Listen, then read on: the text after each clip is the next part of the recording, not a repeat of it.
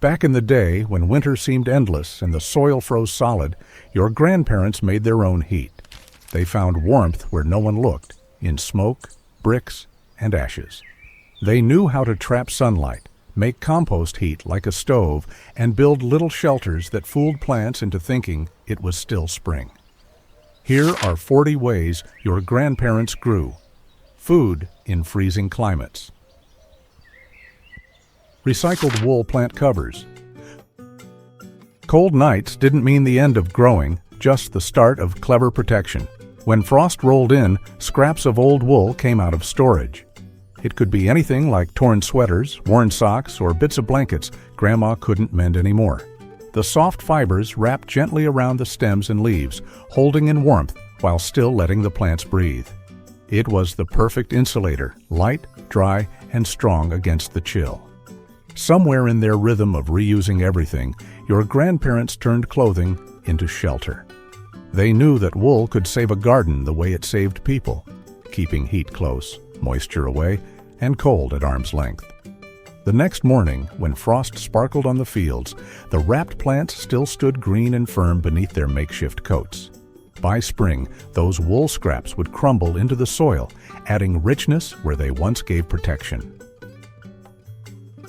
Mulched pathways for heat retention.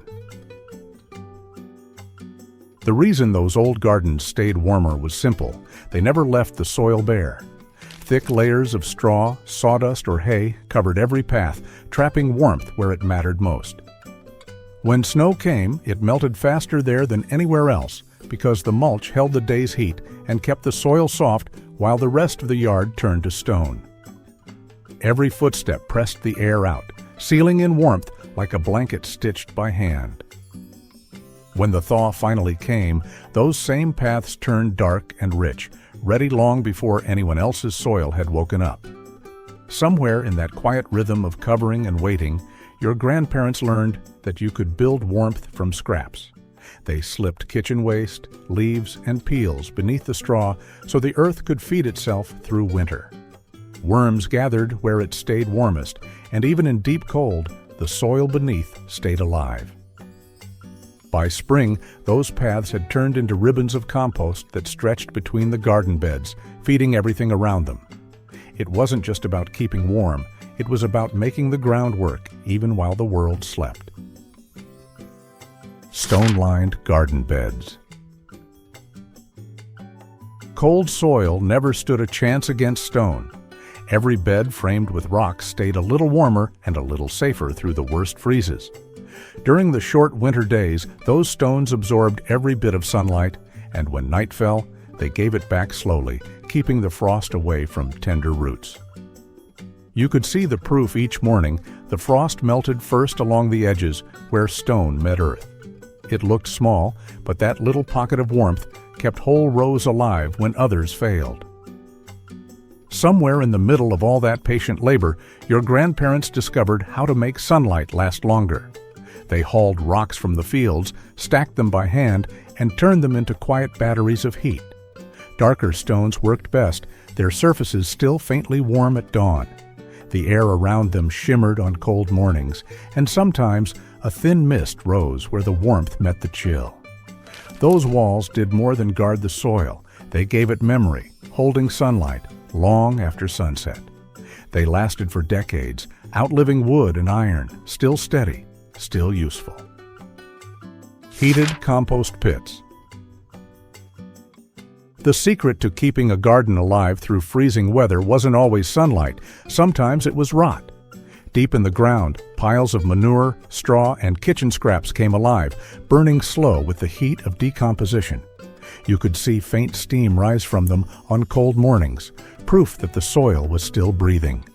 That warmth didn't just disappear into the air, it spread through the ground, protecting roots and warming seeds that shouldn't have survived the frost. Somewhere along the way, your grandparents learned that decay could keep life going. They dug long, narrow trenches, filled them with fresh waste, and covered them with soil so the heat stayed trapped. Even in the bitter months, the ground above those pits stayed soft and ready for planting. It smelled earthy, strong, but clean, a working kind of warmth, not a smoky one.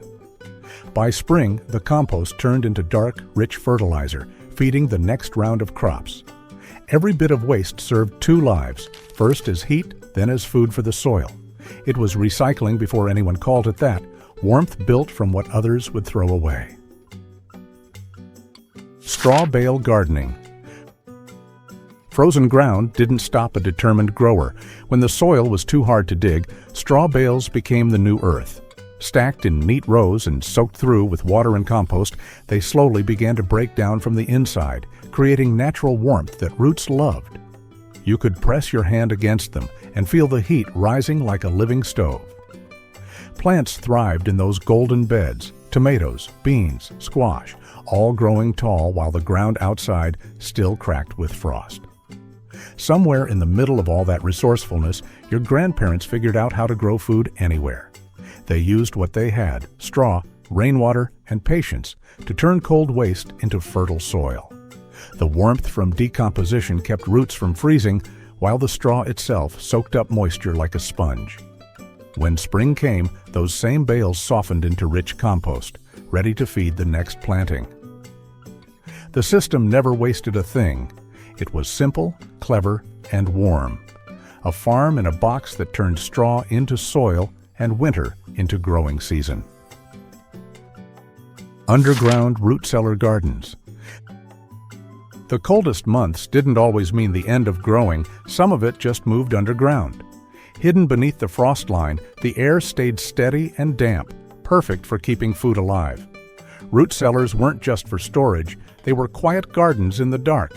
Shelves held carrots, potatoes, and turnips packed in damp sand that stayed just cool enough to stop rot, but warm enough to prevent freezing.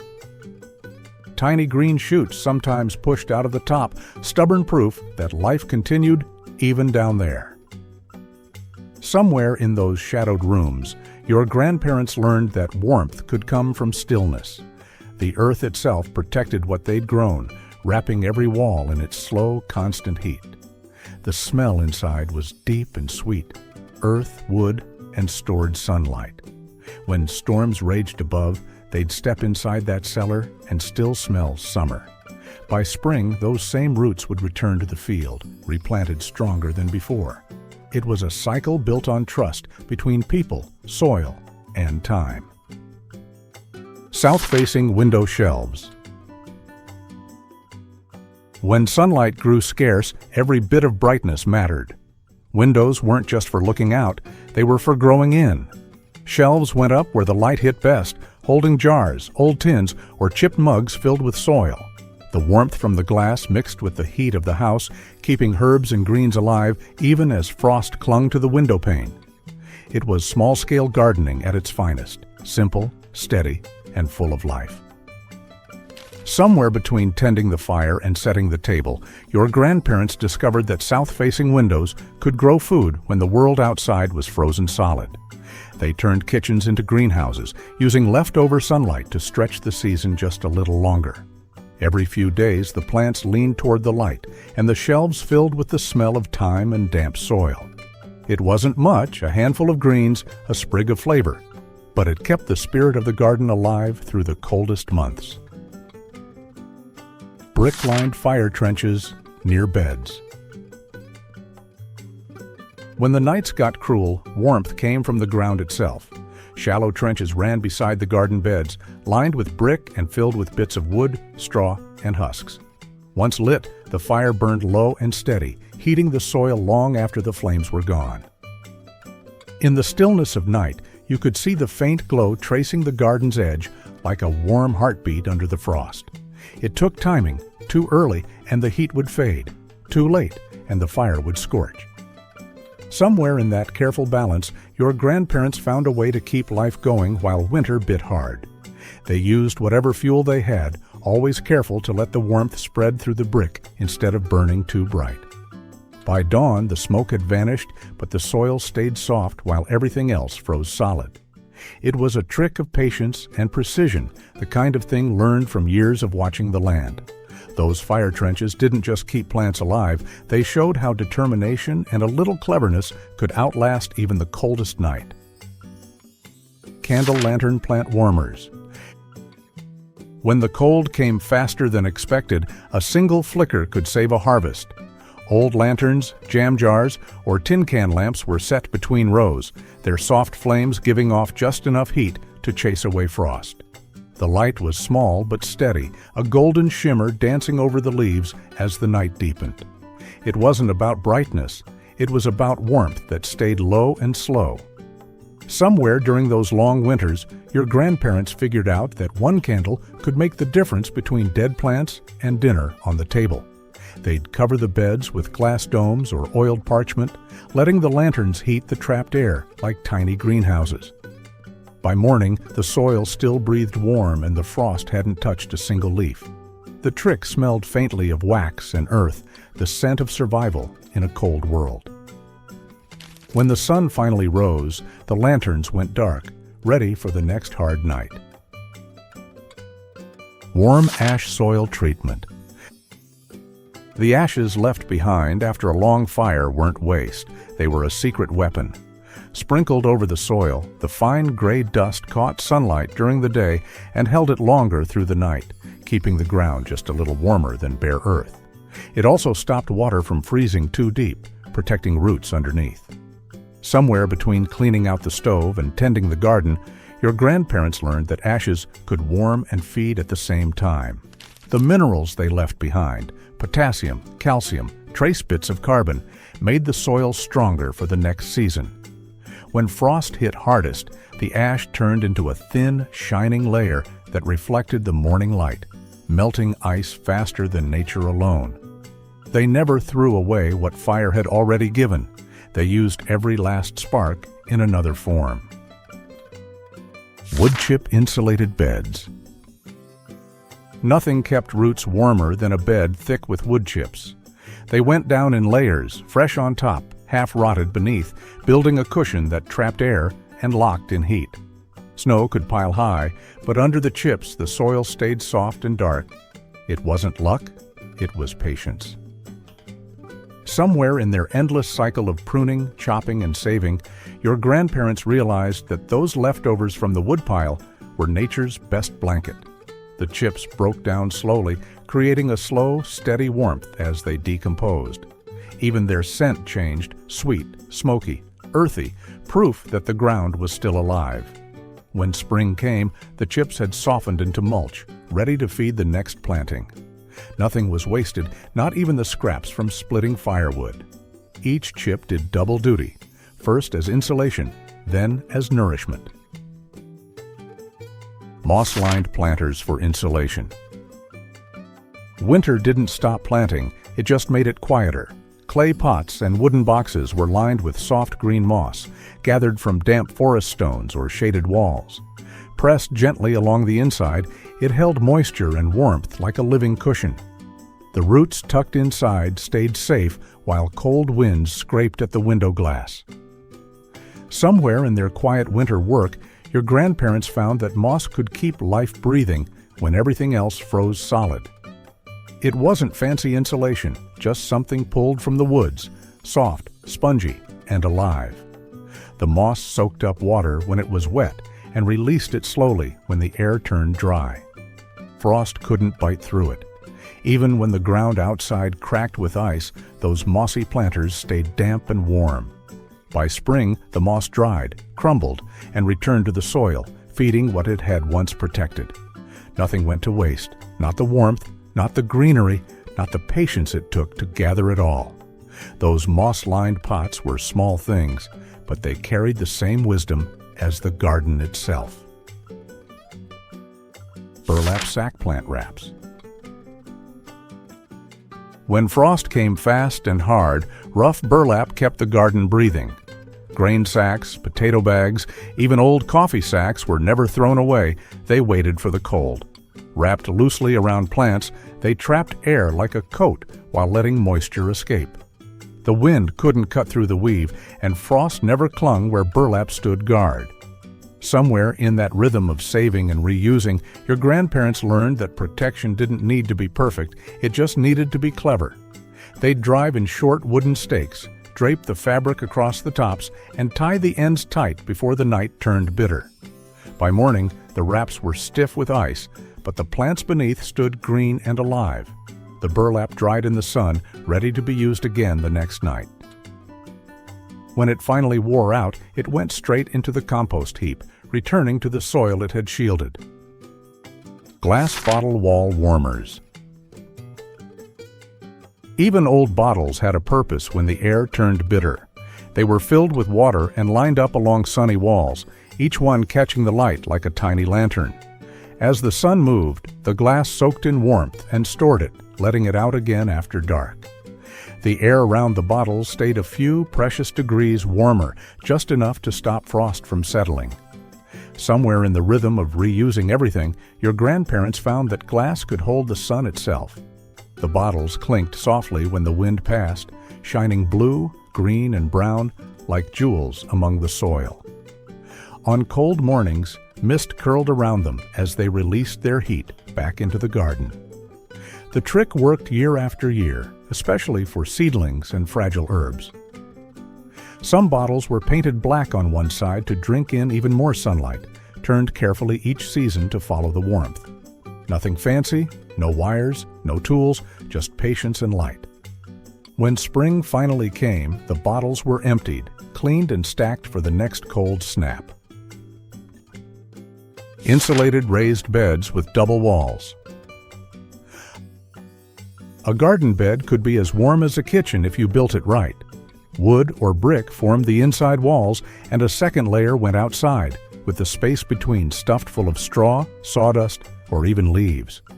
The insulation trapped air, holding in warmth and keeping the soil from freezing through. You could dig into it midwinter and still feel the softness of working earth. Somewhere in that careful construction, your grandparents turned garden beds into little engines of warmth. They built them low to the ground so the wind slipped over and sunlight could pour in. The double walls kept roots safe, letting early crops sprout, while other fields still waited for thaw. Snow melted off those beds faster, leaving behind damp, dark soil ready for seed. When spring rains came, the insulated sides drained away the excess water, keeping everything balanced. It wasn't luck, it was clever design built from scraps and hard work. Each season, the filling was replaced with fresh material, always returned to the compost pile afterward. Seed germination boxes by Hearths. Before there were greenhouses, there were hearths. Near the fire, where warmth lingered but flames never touched, small wooden boxes sat lined with damp cloth and soil. Seeds rested inside, tricked into thinking spring had arrived. They sprouted in the dim glow, stretching toward the light of the kitchen instead of the sun. Somewhere in that daily rhythm of warmth and waiting, your grandparents learned how to turn the heart of the house into the start of the garden. The crackle of firewood mixed with the faint scent of soil, and the boxes steamed softly on cold mornings. When the chutes were tall enough to stand, they were moved to window shelves or covered frames outside, toughened by the chill before meeting open air. The fire kept the rhythm, steady, even, dependable, and the garden followed it. Every spark meant another inch of green, another promise of life returning. It wasn't high science. It was instinct, using what was already warm to bring something new to life. Those hearth boxes weren't just for seeds. They were little bridges between seasons, carrying the memory of heat into the heart of the next growing year. Early season hoop houses. When cold air lingered long past its welcome, a few bent rods and a scrap of cloth made all the difference. Simple hoops arched over garden rows, covered in oiled fabric or waxed paper that trapped the day's heat and kept the frost out. Inside those low tunnels, the air felt soft and still, like spring trapped in a bubble. The trick wasn't about fancy tools, just timing and placement. Somewhere in those long winters, your grandparents learned that warmth didn't have to come from fire, it could come from shelter. The hoops caught sunlight all day and gave it back slowly at night, raising the soil temperature just enough to keep seedlings safe. By morning, condensation beaded on the inside like a sign of life, and the greens below stood tall, while others wilted in the open. Each frame came down when the season turned and went up again when frost returned. It was simple, repeatable, and it worked every single year, turning cold fields into early harvests with nothing more than sunlight and a bit of cloth. Layered heaps as garden borders. A garden didn't need fences when its edges were alive. Piles of straw, manure, and leaves were stacked along the borders, not to mark space, but to make warmth. Those layers decomposed slowly, breathing heat into the soil beside them while the cold wind howled overhead. Steam sometimes rose from the edges, curling like smoke over the dark earth. Somewhere between patience and thrift, your grandparents found a way to make waste guard the living. The compost walls trapped warmth, broke the wind, and fed the ground all at once. Each layer, wet, dry, rich, rough, worked together, pressing down into a slow fire beneath the frost.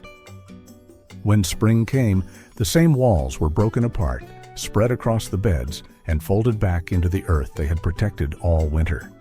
The garden fed itself, season after season. Nothing was wasted, not the warmth, not the labor, not even the scraps that built the walls. Stone-filled drainage trenches for warmth. Cold and water were the enemies of a sleeping garden, and stones solved both. Trenches ran between rows, filled with pebbles and small rocks that drew away standing water before it could freeze. But those same stones caught sunlight during the day and held it under the soil all night long. The air above them stayed warmer, and frost never settled as deeply where the stones ran. Somewhere between fieldwork and experiment, your grandparents figured out that drainage could double as heating. The stones became veins of warmth running just beneath the surface, invisible but steady. On early mornings, mist sometimes lifted from the trenches, the quiet proof of stored sunlight meeting cold air.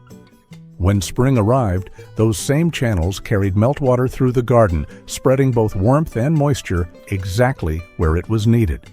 It wasn't a new idea. It was just observation turned into action. Clay jug irrigation with warm water.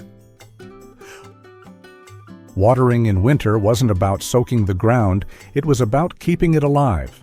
Clay jugs, buried halfway into the soil, were filled with water warmed by the sun or the kitchen stove. The porous clay released it slowly, drop by drop, keeping the roots moist and the earth just above freezing. The gentle warmth spread through the soil, keeping frost from gripping too tight. Somewhere in their rhythm of trial and habit, your grandparents figured out that heat could travel through water better than air. They'd fill the jugs at dusk, cork them lightly, and let the warmth seep into the beds overnight. By morning, the soil near the jugs stayed soft, while the rest of the garden turned hard and brittle. It was quiet work, no fire, no fuss, just a slow pulse of warmth underfoot. When spring came, the same jugs kept plants watered during dry weeks, doing two jobs with the same simple trick. Every season, the clay wore down a little more, blending back into the ground it once protected. Fire-heated water tanks for frost nights. Some nights, the frost came too early to stop. That's when a different kind of warmth filled the air, the sound of crackling fire and the slow hiss of heating water. Metal barrels, half full, sat near the garden rows with small fires burning beneath them. As the water warmed, it gave off steam that drifted low and wide, wrapping the garden in a faint fog. The heat didn't scorch, it breathed. Somewhere between necessity and invention, your grandparents learned that steam could blanket the plants better than any cover. They kept the fires small and steady, feeding them with twigs and husks through the night. The barrels held their warmth till dawn, radiating heat even after the flames went out. The garden would glisten when the sun rose, damp, alive, untouched by frost. By morning, the fires were cold, the barrels still warm to the touch, and the air smelled faintly of smoke and wet soil. Slate pathways to absorb day heat. Winter sunlight didn't last long, but the ground could be taught to remember it. Slate pathways wound through the garden, their dark surfaces drinking up every ray that broke through the clouds. By afternoon, they were warm enough to melt nearby frost, and by night, that same heat slid quietly into the soil beside them. The effect was small but steady, the kind of warmth that built over time. Somewhere between trial and tradition, your grandparents learned that stone could store sunlight better than any machine. The paths weren't just for walking, they were heaters laid flat. Snow melted first along those lines, leaving trails of dark earth, while the rest of the field stayed pale and frozen. Even in deep cold, you could kneel and feel the warmth under your palms. When spring came, the soil near those paths thawed earliest, marking the first rows ready for planting. Nothing about it was complicated, just black stone, sunlight, and patience. The garden's warmth began where the feet walked, spreading outward from every step. Cobblestone heat sinks. Even stones could fight the cold if you placed them right. Cobblestones were laid between the garden rows, close enough for the roots to feel their stored warmth. During the day, they soaked up sunlight. At night, they gave it back to the soil in slow, invisible waves. Frost always melted first where the stones lay. Somewhere in the rhythm of stacking and tending, your grandparents learned that the earth remembers kindness in heat. They dig the stones deep enough to stay put through the thaw, yet shallow enough to catch the sun. Each morning, mist curled between them as the frost retreated. The paths never cracked, the soil stayed loose, and the plants closest to the stones always grew stronger. It wasn't about decoration, it was about protection disguised as beauty. Those cobblestones were quiet workers, gathering warmth by day and sharing it by night, turning winter ground into something that still breathed. Manure-packed wall frames. A garden's best insulation sometimes came from its smell. Wooden frames were built around planting beds, then packed thick with manure, straw, and leaves. The mix steamed faintly in the cold, releasing a soft, natural heat that drifted into the soil. It wasn't elegant, but it was alive, a wall that breathed warmth instead of blocking it. Somewhere in their cycle of reusing everything, your grandparents discovered that waste didn't just feed the soil later, it could protect it right now. Those frames stayed warm through long nights, and even after the heat faded, the manure began its second job, breaking down into fertilizer for the next crop. By spring, the frames were dismantled, the walls turned into compost, and the garden was stronger for it. The trick wasn't just the heat, it was the timing. Too fresh and it burned the roots, too old and it cooled too fast. It was a craft learned by scent and sight, passed quietly through generations. Reflective water ponds for sunlight. Boost. A pond could do more than hold water, it could hold sunlight too. Set in just the right spot, even a shallow basin reflected light onto nearby plants, keeping frost from settling and thawing the soil hours earlier than anywhere else. The trick worked like a mirror, bouncing warmth back across the garden in soft, golden ripples. On still days, it looked like the whole garden was glowing from below. The water soaked up heat while the sun was out, then breathed it back through the night, raising the air temperature just enough to keep leaves alive. Somewhere along their long winters, your grandparents realized that reflection could keep life going when firewood couldn't. They filled old barrels and troughs with water, sometimes tossing in dark stones to catch even more heat. When the first frost bit, those same ponds shimmered with warmth, while everything else turned white. In spring, they melted clean and steady, sending a gentle trickle to the roots below. Nothing was wasted, not sunlight, not water, not time. It wasn't fancy, but it worked every year. The ponds stayed still, catching light, holding warmth, and quietly proving that nature's smallest tricks could outsmart the cold. Hot air flue paths from hearths. Sometimes warmth from the house itself was enough to keep a garden breathing. Flues, narrow clay or stone channels, were built beneath the floor or through the ground, carrying waste heat from the kitchen stove or fireplace straight into nearby planting beds. The air that escaped was faintly warm and dry, enough to lift the chill just above freezing. Somewhere in their quiet winters, your grandparents realized that warmth shouldn't be wasted if it could grow something. They'd open the flue after supper and let the rising air drift under the garden for hours, warming both the soil and the roots resting in it. By morning, the beds along the wall stayed soft and damp long before spring returned. The trick was keeping the air gentle. No flames, just breath from the hearth. Even in the coldest months, that faint line of warmth outside the house made a difference. Clay pot. Heat bells. Clay pots did far more than protect seedlings. They acted as miniature heat chambers. When placed upside down over young plants, they trapped the warmth of the day and kept frost from settling. The trick lay in using cracked or chipped pots, since the small imperfections allowed just enough airflow to prevent condensation, which could freeze and damage delicate leaves. On nights when frost threatened, gardeners sometimes slipped a smooth, round stone or a small candle beneath each pot before covering it, letting the warmth radiate upward. The clay absorbed that heat, holding it long after the flame or stone cooled. They checked the pots at dawn, lifting them briefly to release moisture and prevent mold. Clay's porous surface worked naturally. It breathed, maintained temperature balance, and didn't suffocate plants.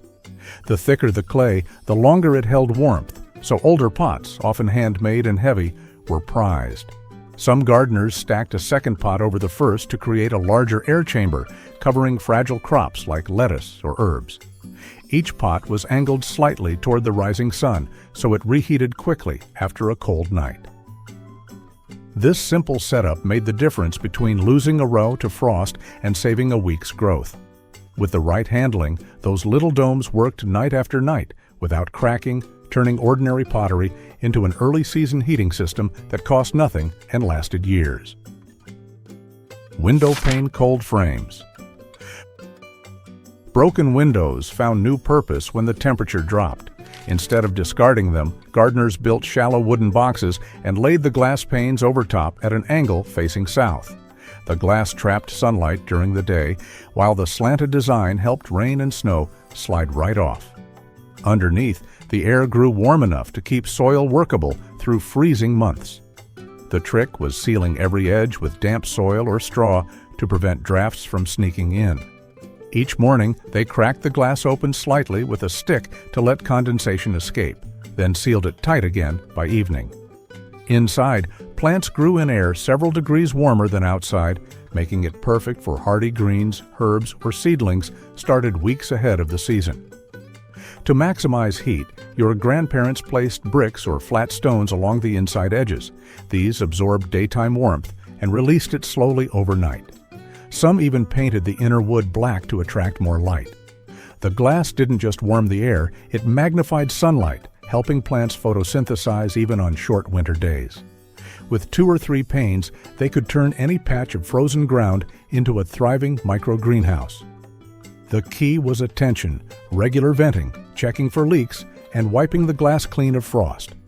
When done right, a single pane could extend growing time by months.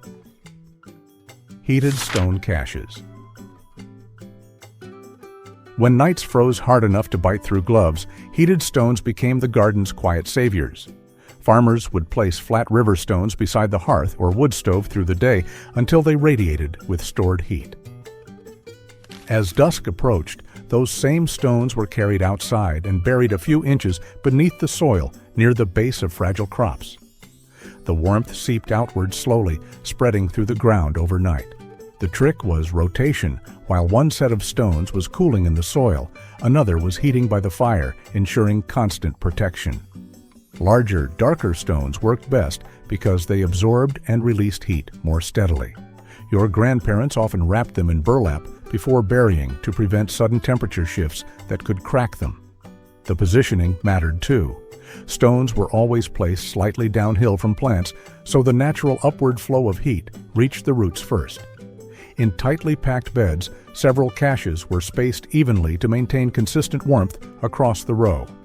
At sunrise, when frost clung to everything else, the earth above those hidden stones still felt soft and pliable.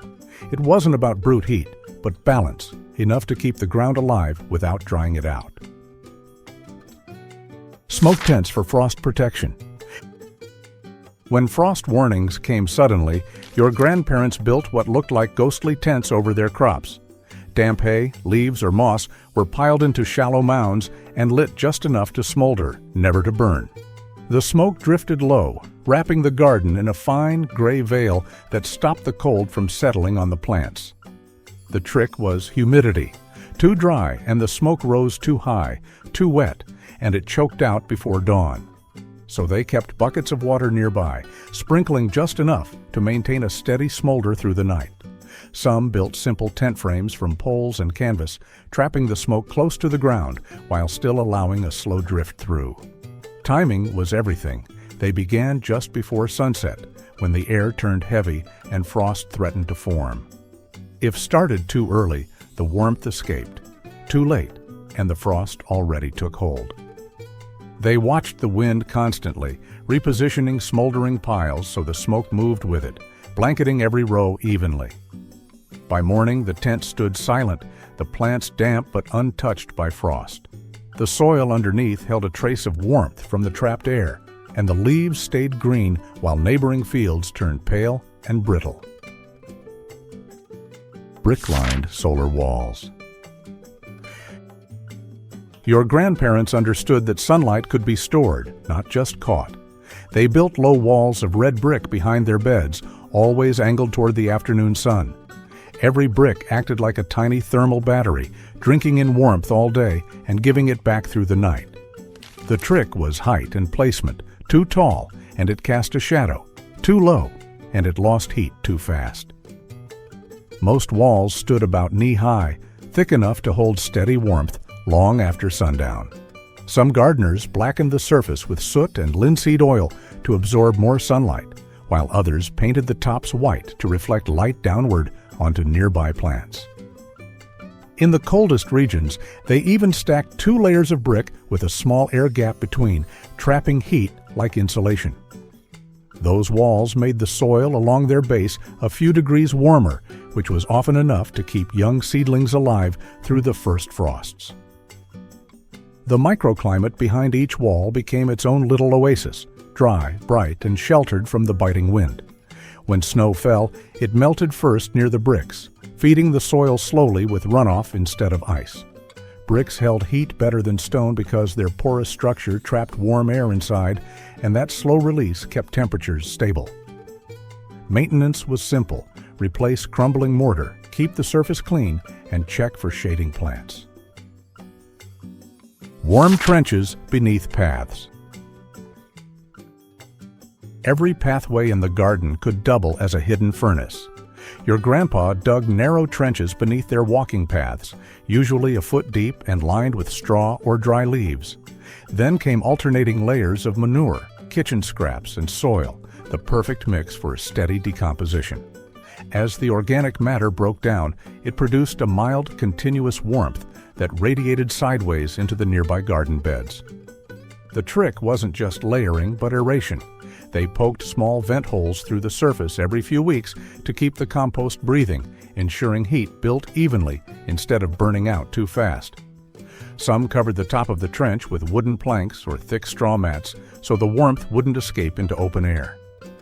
Others ran shallow clay pipes through the paths to channel the warm air along their length, spreading it evenly beneath their feet. The soil above those paths stayed dry and soft even during the coldest months, and frost rarely formed near the edges. In early spring, these trenches helped thaw the garden from below, letting farmers start planting long before the neighbors could break frozen ground. By the time planting season arrived, the decomposed mixture was rich and dark, ready to be scooped out and spread as fertilizer.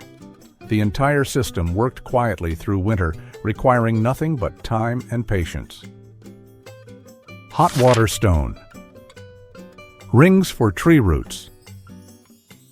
Keeping fruit trees alive through deep freezes took creativity and a steady hand. Your grandparents would arrange wide circles of flat stones around each tree's trunk, leaving just enough space for air and moisture to reach the roots. Before nightfall, they'd slide metal pails of hot water between the stones, letting the heat soak into both the rock and the soil. The setup acted like a natural radiator. As the water cooled, it released warmth through the stones into the frozen earth. The trick was in the stone choice. Smooth river rocks worked best because their dense texture absorbed more heat without cracking. Each morning, they checked the soil's softness near the base. If it remained pliable, they knew the method worked. They replaced the pails at dusk, refilling them with fresh hot water to keep the temperature consistent. Some even added a pinch of salt to lower the water's freezing point and keep the steam rising longer. The stones trapped the residual warmth all night, preventing ice from locking around the roots. In the morning, you could still see faint curls of steam where the air met the heated ground. This practice didn't just save trees from frostbite, it kept the entire root system active. Heated sand beds. Sand might seem lifeless, but it's one of nature's best heat holders. Your grandparents learned to layer thick beds of sand beneath their crops, creating a natural buffer that stored warmth for hours. To activate it, they poured hot water through narrow clay channels buried just under the surface, or mixed in coals from the hearth before sealing it with soil. The sand absorbed that heat quickly and released it evenly through the night. The secret was dryness. Damp sand lost heat too fast, so they always kept it slightly aerated and covered to prevent moisture buildup. In especially cold climates, they lined the bottom of the bed with stones or pottery shards to retain more heat at depth. Some even ran small copper pipes connected to a stove or kettle through the sand layer, feeding in steady warmth when frost was expected. The heat stayed close to the roots, preventing them from freezing while also promoting early germination. Each morning, the soil above stayed several degrees warmer than open ground, and the sand remained pleasantly warm to the touch. By spring, these heated beds dried faster and allowed earlier planting without rot. Hay bale wind walls. Before plastic sheets and insulated barriers, warmth came from hay, thick, golden, and dependable. Your grandparents stacked hay bales shoulder-high around their plots, forming rustic walls that served as windbreaks. The dense, fibrous material caught sunlight during the day, slowly releasing the stored heat after sunset. The trick was in the stacking. Bales were staggered like bricks, each layer slightly offset to eliminate gaps where cold drafts could sneak through. Corners were packed tight with straw or chaff to seal out the wind completely. Some farmers even coated the outer surface with a thin layer of damp clay, which hardened into a crust and kept the bales from absorbing rain or snow. Inside those makeshift walls, the air stayed noticeably calmer, sometimes 10 degrees warmer than the surrounding field. The bales muffled harsh winds that stole heat from plants and soil alike, allowing tender crops to survive frost warnings. Over the season, the walls slowly settled and compacted, but remained firm enough to last until spring. When planting time returned, the same hay was pulled apart, spread across the beds, and used as mulch or compost. Nothing wasted, every layer reused. Stone fire rings for garden beds. When the frost warnings rolled in, your grandparents turned to an ancient defense, circles of stone and controlled fire. Around each key garden bed, they arranged large stones in a ring, leaving a small center where low fires could burn safely through the night. The stones, once heated, radiated steady warmth outward, keeping the soil beneath soft and preventing frost from biting into the roots. The key was balance. The fire had to burn low and slow, fueled by dry husks, twigs, and small logs that smoldered instead of roaring.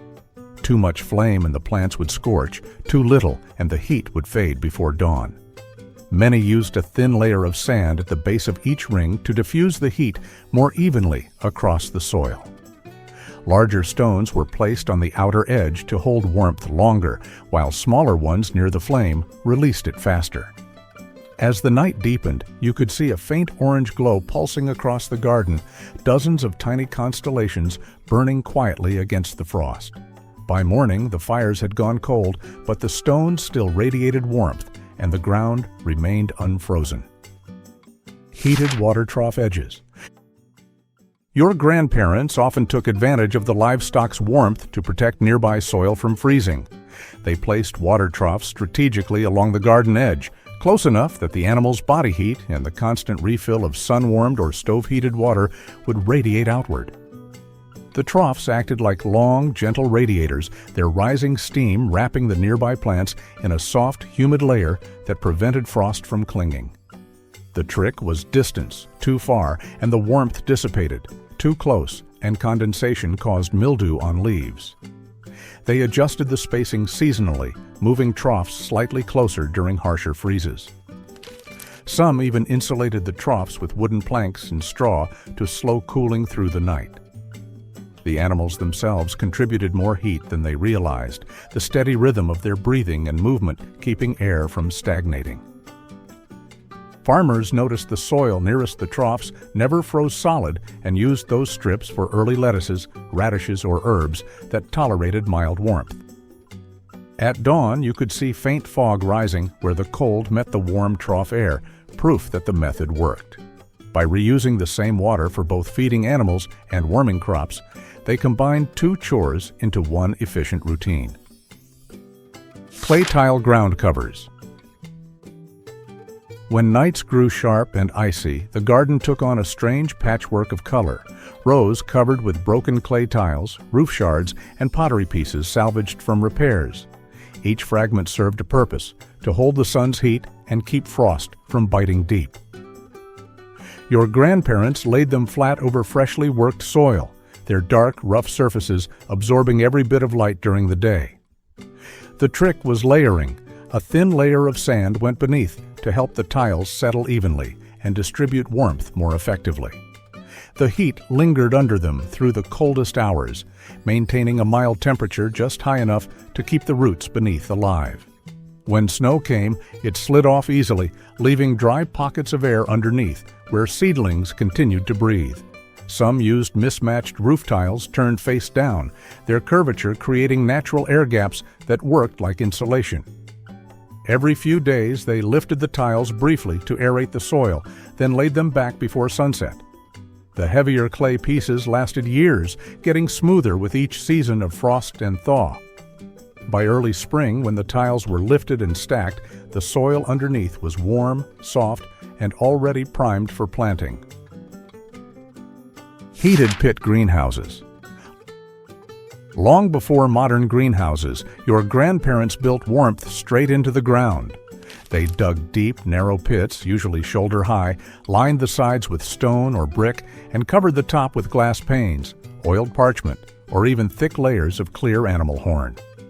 Beneath the soil at the bottom, they laid a thick base of manure, straw, and kitchen scraps that slowly decomposed, releasing gentle, steady heat upward.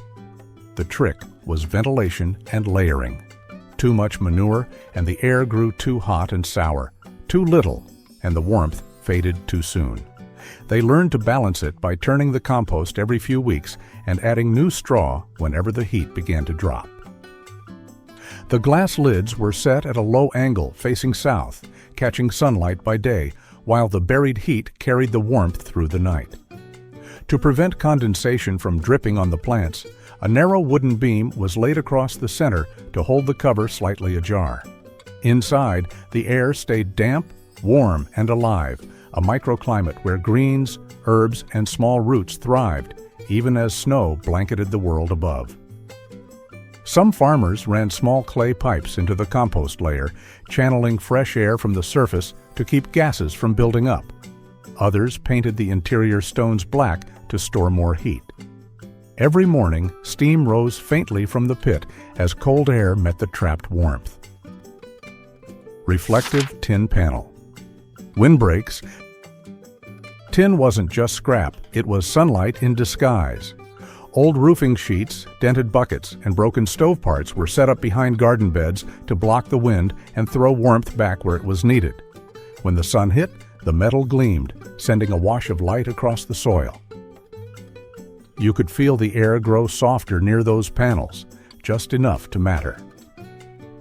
Somewhere in their endless habit of turning leftovers into solutions, your grandparents discovered that even metal could keep plants alive. The reflection fooled the frost and doubled the daylight. Tin panels stood year after year, catching sun by day and shielding from wind by night. Sometimes they clattered when the breeze picked up, like the garden was whispering to itself.